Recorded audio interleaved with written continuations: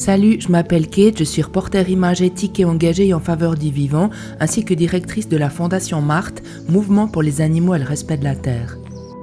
Dans cette vidéo, je vais te parler des observations de cigognes blanches avec leurs petits que j'ai pu faire dernièrement en Romandie.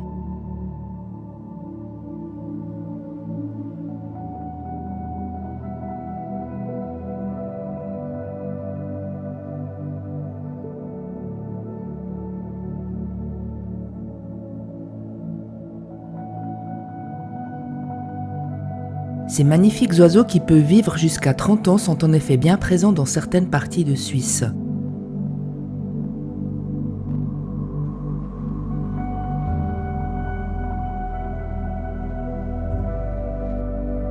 J'en avais déjà filmé plusieurs fois dans les champs dans ma région, ainsi que lors de mes séjours en baie de Somme.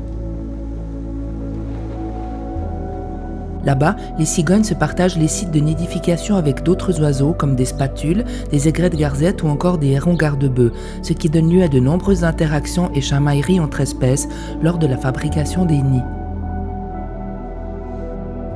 Mais revenons en Helvétie pour la suite de ce reportage.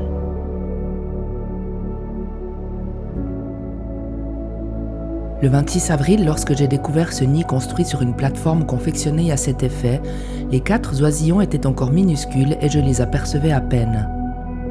Il faut dire que l'aire des cigogneaux est perché à plusieurs mètres de hauteur, ce qui leur assure de la tranquillité.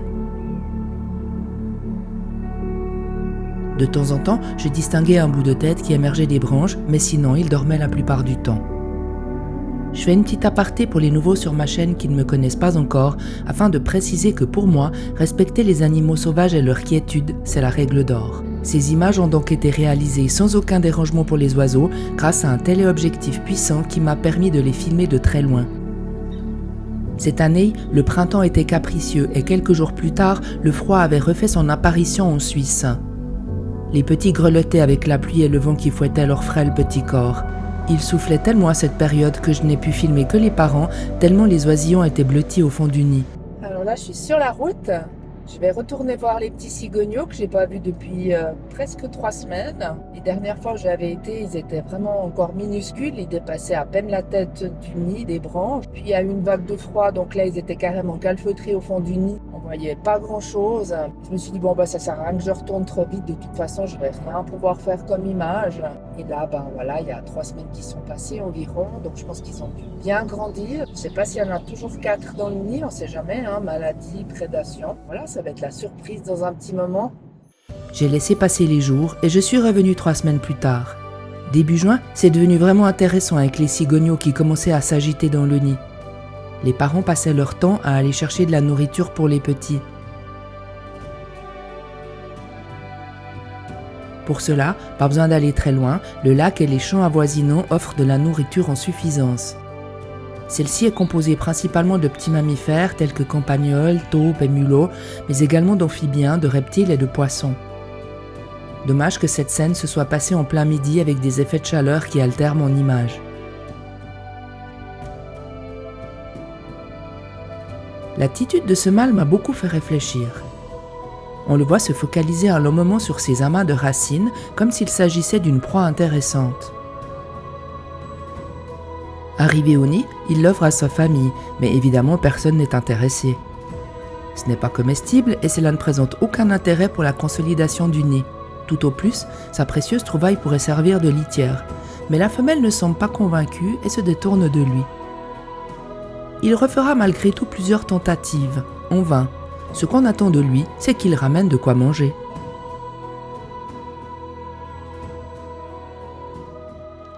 Chaque fois que l'un des deux conjoints revient au nid, l'autre l'accueille avec des claquements de bec et la tête qui se renverse en arrière. C'est sa façon de lui dire merci. Ces mimiques sont également effectuées durant la période nuptiale. C'est magnifique à regarder, et le bruit de leur bec qui s'entrechoque s'entend très loin à la ronde. Hélas, couvert par nos pollutions sonores, ici un avion.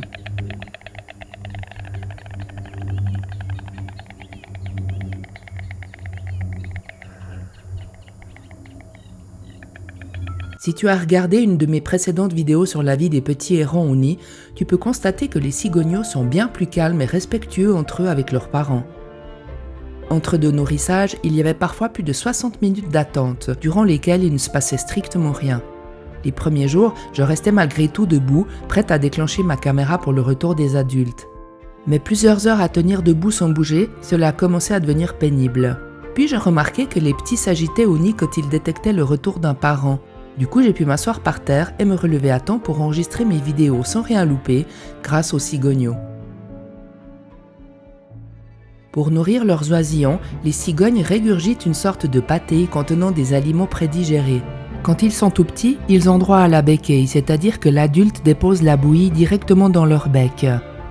Quand ils sont plus âgés, la pâtée est régurgitée au milieu du nid et les petits plongent le bec dedans pour se nourrir.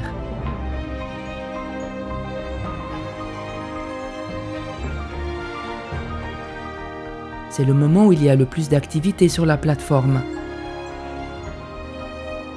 Après cela, les jeunes font un peu de gymnastique, vident leurs intestins à l'extérieur du nid, puis se recouchent en attendant la prochaine fournaille.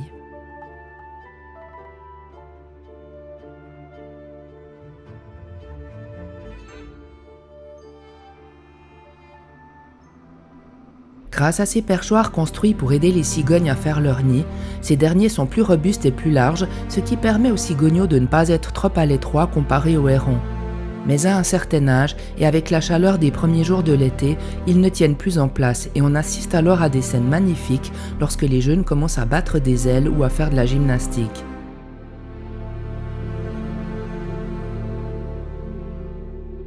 Mi-juin, ils ont atteint la taille adulte et ils prendront leur envol dans quelques jours.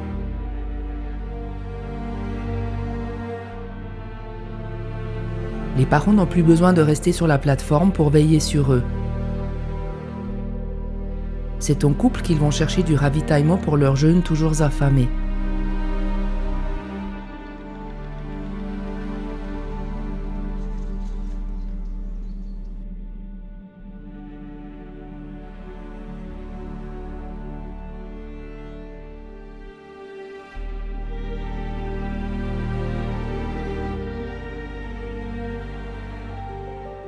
Je profite de ces derniers instants avec eux, car c'est la dernière fois que je les vois.